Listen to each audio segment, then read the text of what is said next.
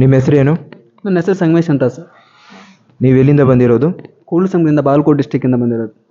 ಈ mobile repairing ಟ್ರೈನಿಂಗಿಂದ ನೀವು ಏನೇನು ಕಲ್ತ್ಕೊಂಡಿದ್ದೀರಾ ಇವಾಗ? ನಾನು ಇವಾಗ ಹಾರ್ಡ್ವೇರು, ಸಾಫ್ಟ್ವೇರು ಮತ್ತು display changing, CC pin changing ಎಲ್ಲ ಕಲ್ತಿದ್ದೀನಿ ಸರ್. ಮೊಬೈಲಲ್ಲಿ ಯಾವ್ಯಾವ ಪ್ರಾಬ್ಲಮ್ಸ್ ಬರ್ತಾವನ್ನೆಲ್ಲ ಸಾಲ್ವ್ ಹೆಂಗೆ ಮಾಡ್ಬೇಕಂತ ಕಲ್ತಿದ್ದೀನಿ ಸರ್. ನಿಮ್ಗೆ ಇವಾಗ ಯಾವುದೇ ಮೊಬೈಲ್ ಕೊಟ್ಟರು ಇವಾಗ ನೀವು ರಿಪೇರಿ ಮಾಡುವಂಥ ಕಾನ್ಫಿಡೆನ್ಸ್ ಇದೆಯಾ?